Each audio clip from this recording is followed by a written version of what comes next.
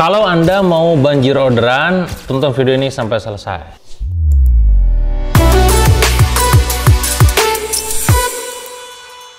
Jadi banyak di antara kawan-kawan semua yang sekarang itu pada saat berjualan tapi bingung sama closingannya gitu ya. Di saat mereka tuh dapat leads banyak ya, trafficnya banyak, yang ngechat ke WhatsApp-nya banyak, yang masuk ke toko online-nya banyak, yang datang ke outletnya banyak, tapi closingannya memble alias kagak ada, alias closing rate-nya sangat-sangat kecil. Maka penting buat kita semua mengevaluasi semua prosesnya. Isunya ada di mana nih ya? Apakah CS-nya yang blow on? Apakah websitenya yang itu bikin down ya, sehingga tidak closing? Atau apa yang sekiranya terjadi gitu? Tapi di antara semua segala kemungkinan tadi kawan-kawan, saya menemukan sebuah formula ya, sebuah checklist yang dimana Anda pada saat mau closing ya, itu kudu dipastiin terchecklist semua. Hanya ketika Anda sudah menceklis itu semua, closing bisa berdatangan banyak alias banjir orderan. Bahkan tak jarang saya waktu launching sebuah produk berkali-kali gitu ya, lebih dari 10 kali, lebih dari 30 kali bahkan kalau saya ingat-ingat dari 10 tahun yang lalu gitu ya, itu akhirnya tsunami traffic gitu ya. Istilah yang sangat lebay saya pakai untuk menunjukkan bahwa trafficnya banyak banget seketika. Apa saja Kang memang rahasianya? Apa saja checklist yang harus kita perhatikan? Ada 4 kawan-kawan. Yaitu 1. Pada saat Anda berjualan, Anda pastikan customer Anda, bukan customer tepatnya, calon customer Anda itu punya yang namanya money alias duit, cuan. Jadi pastikan orang yang mau kita jualin ini udah ada duitnya ya. Percuma kita ngocoblak ngomong panjang lebar, oh ini produk bagus, ini keren segala macam, kere, ya wis gak akan di-closing, gak akan closing gitu ya. Pertanyaan muncul dalam benak Anda, bagaimana kita tahu itu orang punya duit atau kagak? Sebenarnya sejatinya tidak pernah tahu kita gimana cara tahunya. Tapi ada upaya ataupun ikhtiar yang bisa kita lakukan. Apa itu namanya? Riset terlebih dahulu. Maka kita perlu cari tahu kira-kira nih ya, customer segmentnya seperti apa? Ya, behaviornya kayak gimana?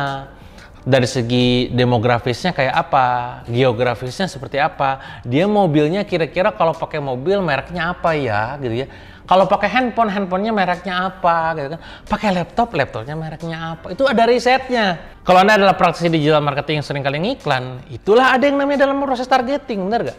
Nah itu yang perlu Anda lakukan.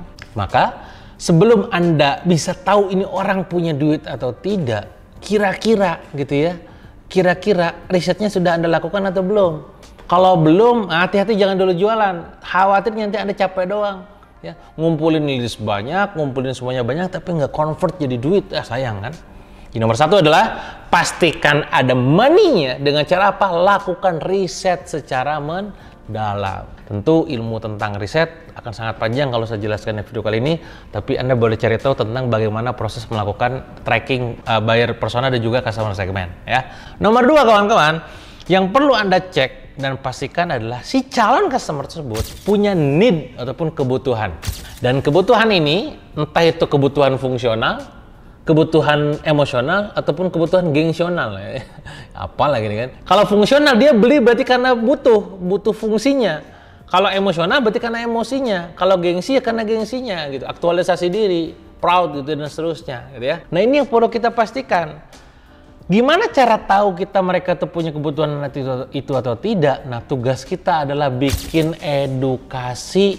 Jadi kalau tadi bikin riset, lakukan riset. Kalau sekarang bikin edukasi. Edukasi dalam kontennya adalah ditampilkan di situ apa manfaat fungsionalnya, functional benefitnya, apa emotional benefitnya, apa self expressive benefitnya gitu ya. Baju yang saya pakai ini fungsinya adalah tadi bisa menutup aurat dan itu pastinya adalah syar'i gitu kan. Tapi juga tadi gak cuma sekedar itu, secara emosi adalah itu bisikin kamu makin kelihatan makin singset gitu ya. Walaupun lu gendut bahasanya tapi kelihatannya kayak wih makin cakep nih gitu kan, langsing gitu ya. Tapi secara gengsi apa? Dia stylish. Wah, ini luar biasa. Nah itu silakan Anda bikin proses kayak begituannya. Value yang Anda kemas dalam produk yang diedukasi ke pasar. Itu poin nomor 2. Poin nomor 3 kawan-kawan yang juga tak kalah penting adalah ketika Anda harus memastikan calon customer tersebut punya trust sama kita. Punya rasa percaya sama kita. Bagaimana cara membangun trust tersebut? Gak ada cara lain selain apa? Bangun dilakukan yang namanya branding.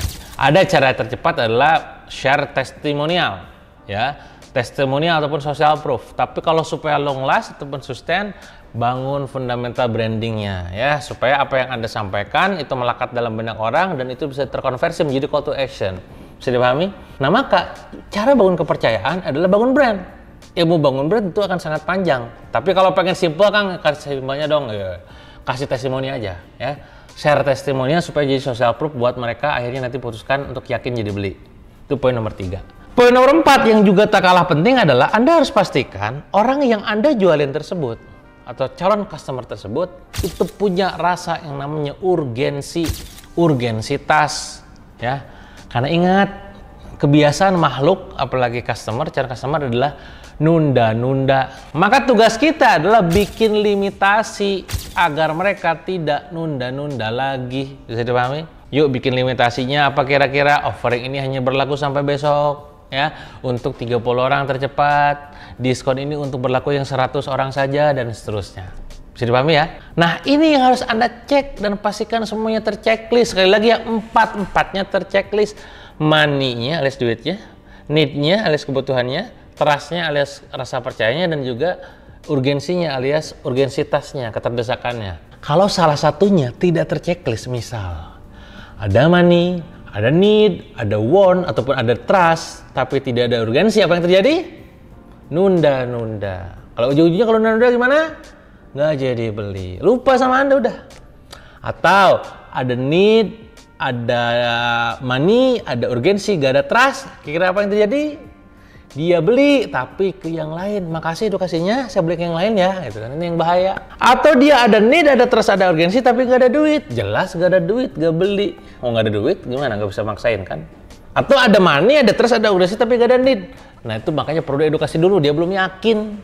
Bisa dipahami? Pastikan semuanya sudah terchecklist sedemikian rupa. Dan itu semua ada dalam kendali Anda, upaya Anda dalam melakukan riset, upaya Anda dalam melakukan edukasi, upaya Anda dalam melakukan branding, dan bikin sebuah offering yang bikin yang namanya limitasi. Bisa dipahami?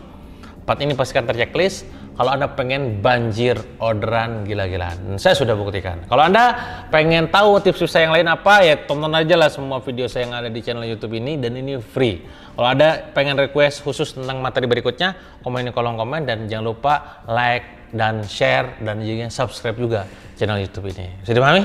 Jangan sampai jumpa di video berikutnya. Makasih.